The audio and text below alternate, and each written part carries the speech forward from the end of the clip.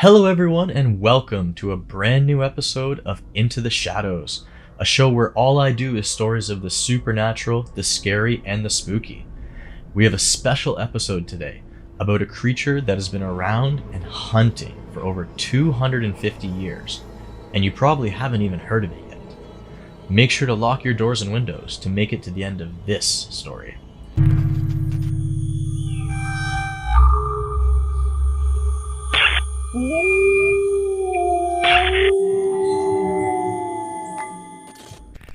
So, our story begins in a place called the Pine Barrens in South Jersey around 1750. As the name suggests, the Pine Barrens was a desolate, harsh wilderness, and it was not inhabited by many people. As a matter of fact, it was well known as a place to go if you wanted to disappear. A number of dangerous people lived out there, some on the run and some wanting nothing to do with anyone. Murderers, army deserters, poachers, all kinds of people who were dangerous to meet if you were just passing through. It's no surprise that this sort of environment attracted a dark element, and it's said that a witch took residence in the forest. It's said that she practiced her dark arts undisturbed for a long time, growing in strength until one night she was able to make a deal with the devil himself. She placed a curse on a family near the area, the Leeds family.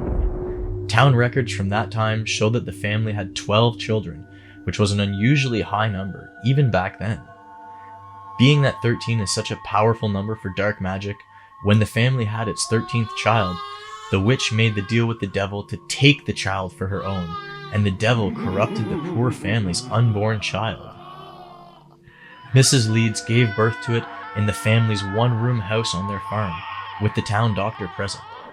When it was born, it was reported by the doctor to have been deformed with leathery wings and hoofs and horns.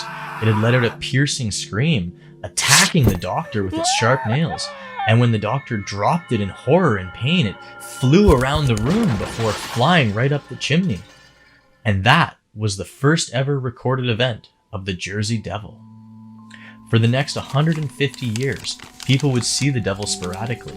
Newspapers reporting stories of people seeing it, children disappeared, and people would warn their kids, lighting lanterns outside windows to ward away the Jersey Devil. There would be animal attacks, farmers finding their sheep or cattle torn up, sometimes catching a glimpse of the Jersey Devil as it ran or flew away. Sometimes all that the farmers would hear was that blood-curdling scream in the distance as they tried to gather their remaining animals. There would often be hoof prints left behind, except they did not match the farm animals. They had super long strides, as if it was someone walking on 2 feet, and the prints were much larger than any of the farm animals. At some points, the tracks disappeared as if whatever was making them was taking flight and then landing again, leaving no doubt that this was the work of the Jersey Devil. It was seen by police, it was shot at, and it was reportedly hit with cannon fire by a commodore. It was even seen by a king, Napoleon's older brother, while he was hunting on his estates in the area. By the time the week of January 16th, 1909 came, the Jersey Devil was well known, but nobody would be prepared for what happened next. And so it gets a little crazy here, with thousands of reports and sightings, but the best place to start is with one of the first reports from a credible source. On January 16th, Councilman Whedon of Trenton, New Jersey reported that he'd been awakened by the sounds of flapping wings just outside his bedroom window. He sprung to his window and looking across at the other side of his house, he saw a large creature standing on his roof, holding on to one of the chimney stacks. He described it as standing like a man, but larger and twisted, with fur on its legs and the legs bent out at strange angles, with large wings like a bat. When he called the police found a series of hoofprints all over the councilman's house and up on his roof. This was just one of dozens of reports similar to it, and it was not the most dramatic. A police officer on his rounds was passing a dark alleyway when a creature flew out from it, landing in the street near him and letting out its terrifying scream. The officer drew his pistol and shot at it, claiming he could not have missed at such close range, but that the creature did not even react to the bullet, and it easily half jumped, half flew up onto the house next to it, jumping over it and landing behind. By the next morning, it was discovered that almost every house in the area had the hoof prints around them and in the yards. The prints went from roof to roof. They disappeared and started up again. They went up and down trees. Dogs were brought in to help track the creature, but it was no use. The dogs seemed spooked by the scent of the creature, barking mindlessly and refusing to follow a trail. Human trackers were brought in, and they said that they had never seen prints or movements from an animal like this. The search and sightings went all over South Jersey and even into Philadelphia.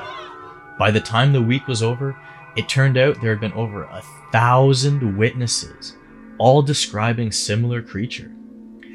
Animals were found killed all over the countryside, and a trolley car full of passengers was attacked by the creature in one instance.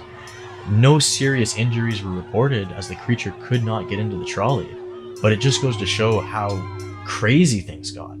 Newspapers all over warned the public about the creature. It was such a horror that schools and factories were shut down, people shuddering themselves inside their residences in fear. The Jersey Devil was not afraid to show itself anymore.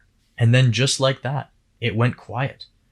After the rash of attacks and sightings, it was only seen once during that year.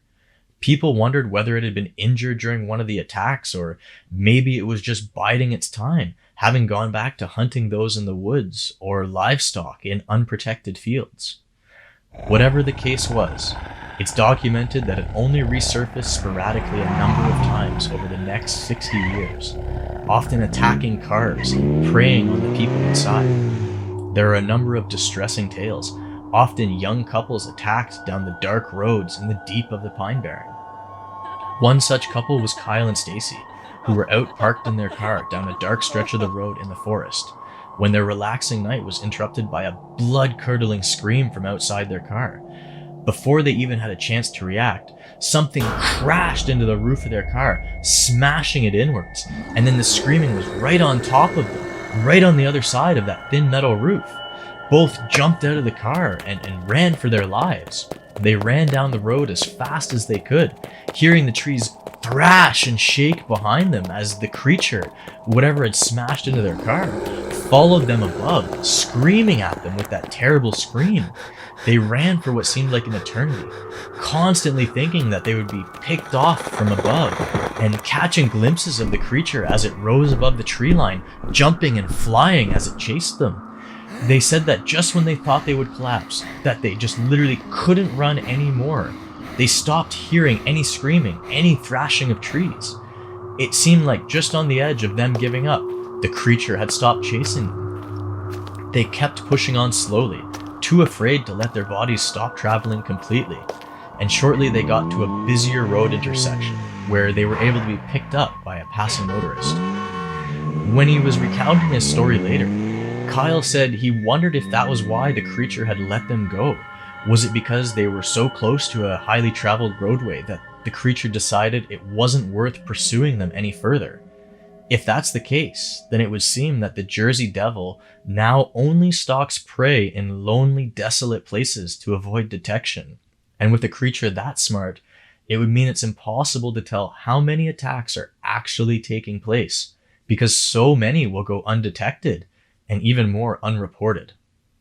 The latest case brought to light on January of this year is a man named Michael, who talked to the media for the first time about what happened to him in the Pine Barrens when he was a teenager. He had been out with his girlfriend Violet in his father's car, and they had parked up in the Pine Barrens in an out-of-the-way area so they could get some privacy. But Michael said when he parked the car and rolled down the windows that though he didn't see any cars there, it did not feel very private. In fact, he felt like they were not alone out there. He had barely even had time to think about these things before he saw his girlfriend's eyes go wide and her mouth drop open, and he turned to see out of the darkness of the forest a huge hand reaching towards the window that he had just opened. It was twice the size of a regular person, and it had long claws at its fingertips. He immediately started to put the window up, just as the hand entered the vehicle, catching the arm in the glass between the window as it closed. And then there was that terrifying scream that he had always been told about in his youth. He He barely had time to even realize that it was the Jersey Devil before the creature pulled its arm back to it, breaking the glass with such force that it blew the window outwards. So Mike tries to go into reverse to get away, but in his terror, he accidentally put the vehicle into drive. Just as he steps on the gas pedal, the creature jumps up on the hood, and the car drives forward, smashing the body of the creature into the windshield. And then, as the car hits the tree in front of it, the creature's thrown back against the tree off the hood, and it emits that blood-curdling scream again.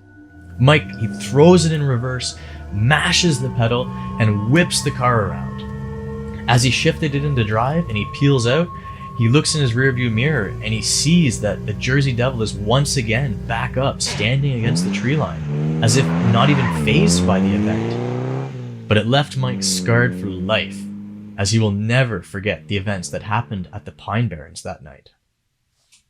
Sightings of the Jersey Devil are reported all the time, and new video evidence pops up now and then, but it seems like not many people want to talk about it. It's rarely ever mentioned in the mainstream news, but the people who live in these areas seem to know all too well about the Jersey Devil, and they don't go into the Pine Barrens at night. So I want to know, have you guys heard about the Jersey Devil before? It's not talked about much, but when I started digging, I found so many stories and sightings that if you guys like, I can definitely put together another episode full of those. So let me know in the comment section below. And if you guys like this video, then you're in luck, because I'll be doing weekly videos, so make sure to hit the like and subscribe buttons. Thanks for watching, and I'll see you guys soon on the next one.